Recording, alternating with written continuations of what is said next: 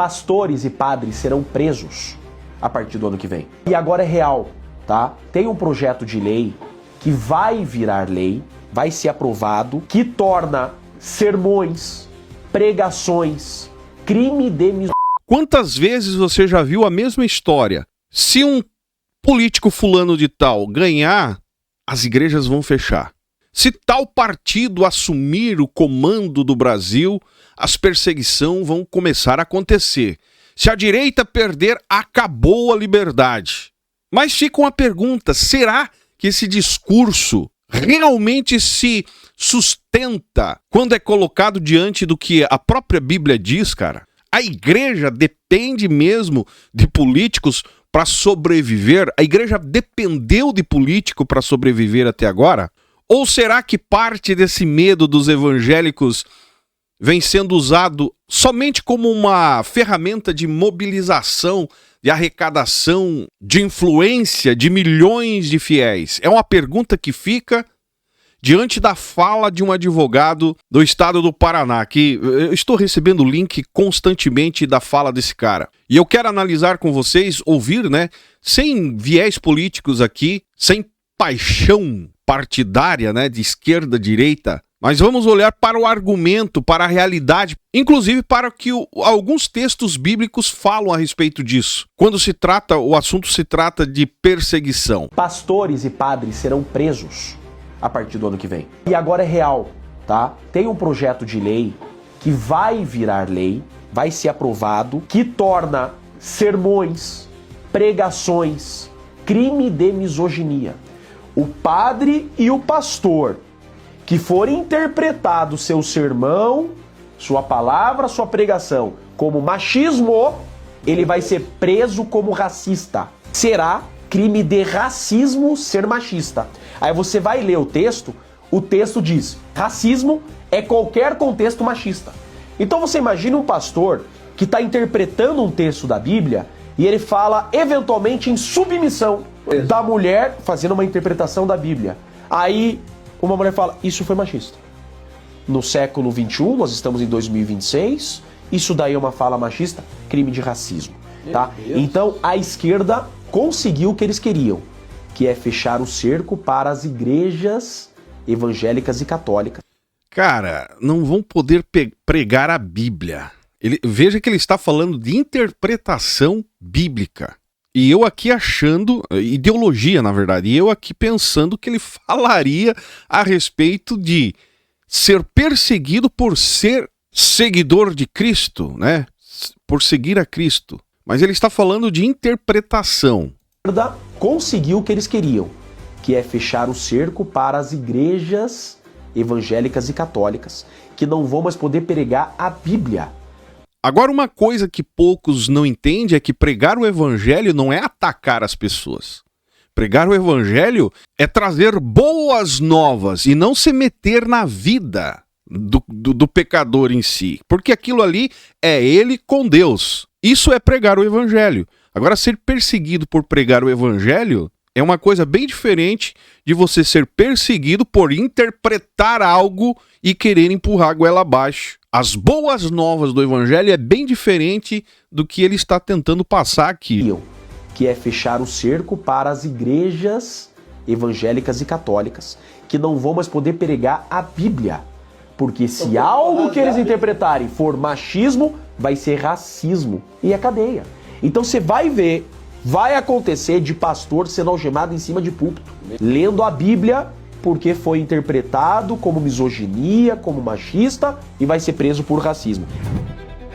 Bom, meus amigos, o primeiro ponto falho no discurso desse cidadão aí, primeiro que é um discurso alarmista, que culpa exclusivamente a política em si. E lembrando, vale lembrar que eu não sou de esquerda, não sou não sou lulista e não sou bolsonarista aqui, não estou puxando para lado nenhum. Mas se você olhar de acordo com o que a própria escritura fala, inclusive em João 16:33, cadê? João 16:33 e 2 Timóteo 3:12. Jesus afirma o seguinte em João: no mundo passareis por aflições.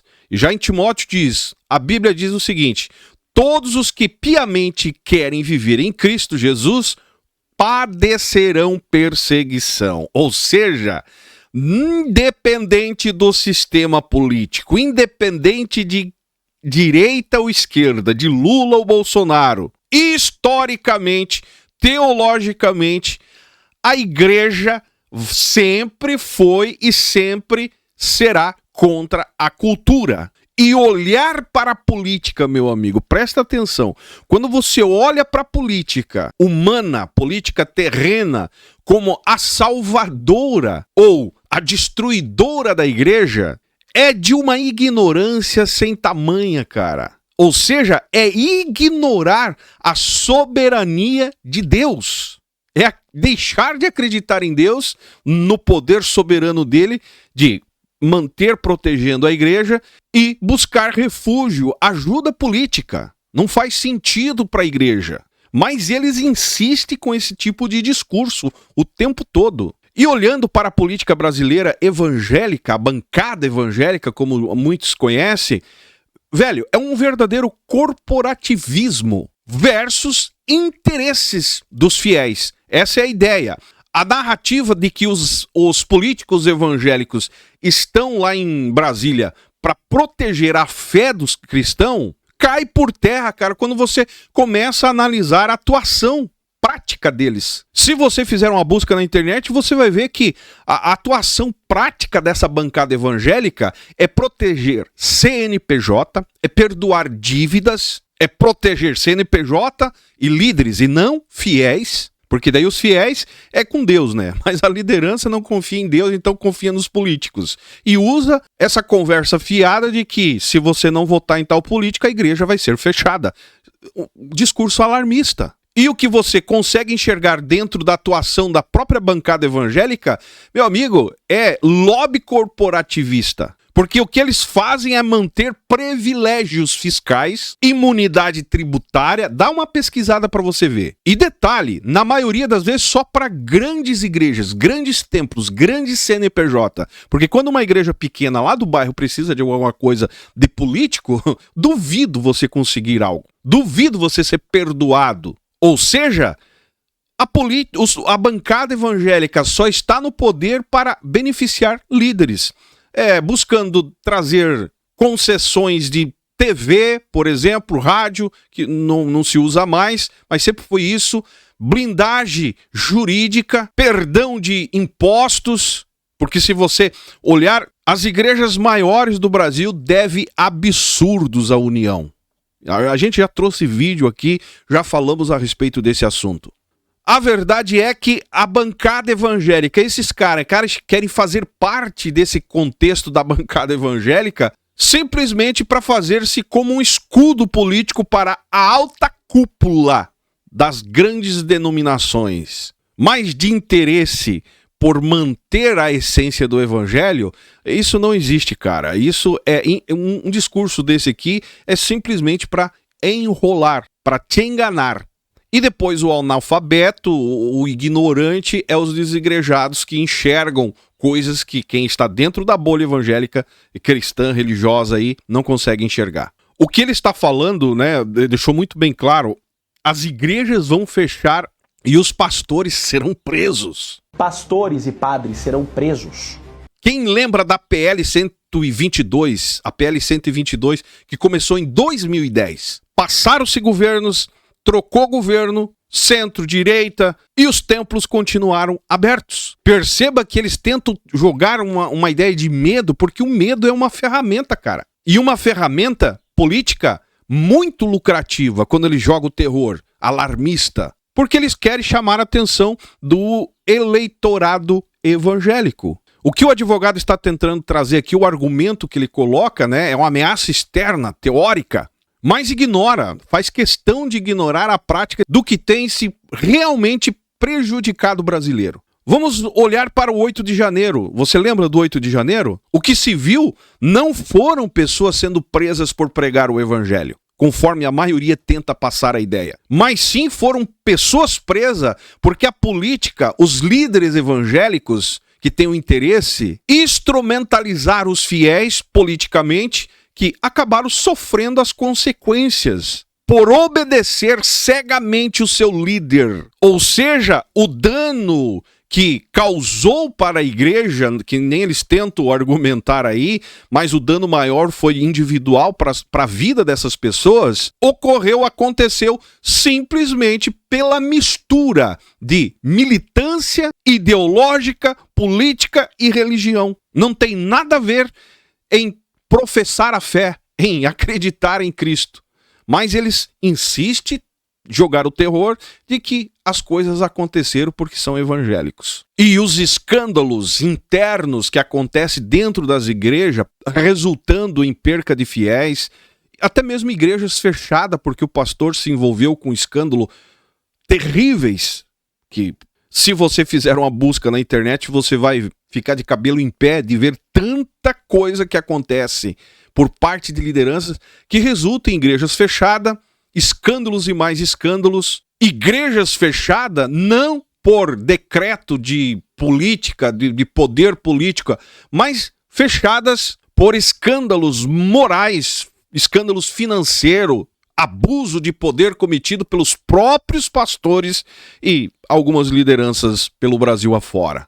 Resumindo, o verdadeiro perigo para as igrejas, cara, não é o Estado, pelo menos aqui no Brasil, eu não consigo enxergar o Estado como uma ameaça para o evangelho.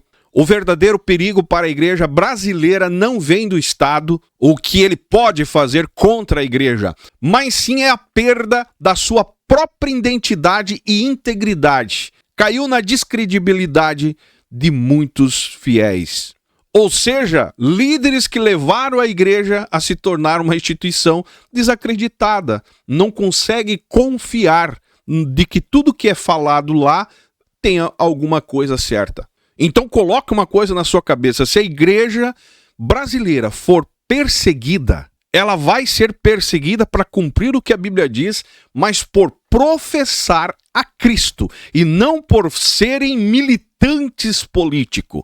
Quando você é preso por militar politicamente, é bem diferente de professar a fé. Então não podemos misturar as coisas. Então, se a igreja for presa, fechada no caso, né, fiéis presos, a igreja fechada, vai ser por professar a Cristo e não por causa de jogo político lá dentro de Brasília. Coloque uma coisa na sua cabeça.